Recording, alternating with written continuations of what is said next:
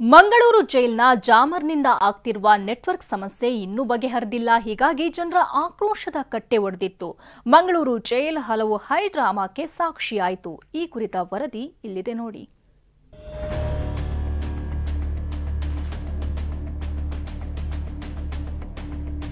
Mangaluru ಜೈಲ್ನ ಜಾಮರ್ನಿಂದ network ಸಮಸ್ಯೆ. ಜೈಲಿಗೆ ನುಗ್ಗಲು ಪ್ರಯತ್ನಿಸಿದ ಪ್ರತಿಭಟನಾಕಾರರು ಖಾಕಿ ವಶಕ್ಕೆ. ಪ್ರತಿಭಟನಾಕಾರರು ರೊಚ್ಚಿಗೆದ್ದಿದ್ದಾರೆ. ಜೈಲಿನ ಮುಂದೆ ಪೊಲೀಸರ ದಂಡೆ ನಿಂತಿದೆ.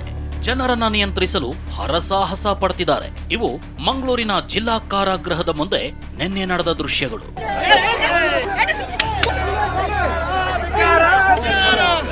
ಮಂಗಳೂರು ಜಿಲ್ಲಾ ಕಾರಾಗೃಹದಲ್ಲಿ ಅಳವಡಿಸಿರುವ ಜಾಮರ್ನಿಂದಾಗಿ ಸುತ್ತಲಿನ 3 ಕಿಲೋಮೀಟರ್ ವ್ಯಾಪ್ತಿಯಲ್ಲಿ ಮೊಬೈಲ್ ನೆಟ್ವರ್ಕ್ ಸಮಸ್ಯೆ ತಲೆದೋರಿದೆ. ಈ ಸಮಸ್ಯೆ ಬಗೆಹರಿಸಲು ಜೈಲಾಧಿಕಾರಿಗಳಿಗೆ, ರಾಜ್ಯ ಗೃಹ ಸಚಿವರಿಗೆ ಮನವಿ ಕೂಡ ನೀಡಲಾಗಿತ್ತು. ಆದರೆ ಸಮಸ್ಯೆ ಮಾತ್ರ ಬಗೆಹರಿದಿರಲಿಲ್ಲ.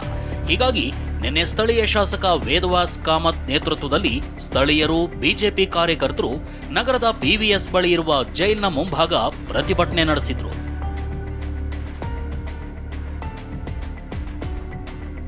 ಪ್ರತಿಭಟನೆ ನಡುವೆ ಜೈಲಿನೊಳಗೆ ಹೋಗಿ ಜಾಮರ್ ಕಿತ್ತೆಸೆಯೋದಕ್ಕೂ ಪ್ರಯತ್ನಿಸಿದ್ರು.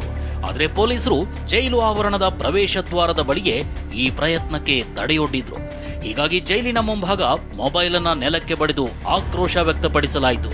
ಶಾಸಕ ವೇದವ್ಯಾಸ್ ಸಹಿತ ಪ್ರತಿಭಟನಾಕಾರರನ್ನ ವಶಕ್ಕೆ ಪಡೆಯಲಾಯಿತು. ಈ ವೇಳೆ ಪೊಲೀಸರು ಮತ್ತು ಪ್ರತಿಭಟನಾಕಾರರ ನಡುವೆ ನೂಕಾಟ ತಳ್ಳಾಟ ನಡೆಯಿತು.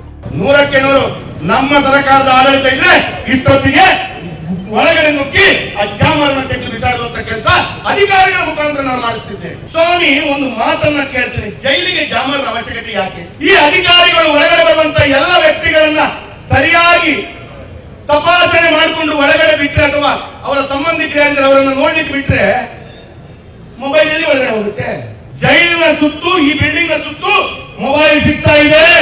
ಪ್ರತಿಭಟನೆ ಹಿನ್ನೆಲೆ ಜೈಲು ಆವರಣದ ಸುತ್ತ ಕೆಎಸ್ಆರ್ಪಿ ಸೇರಿದಂತೆ ಹೆಚ್ಚುವರಿ ಪೊಲೀಸರನ್ನ ನಿಯೋಜಿಸಿ ಸರ್ಪಗಾವಲು ಮಾಡಲಾಗಿತ್ತು.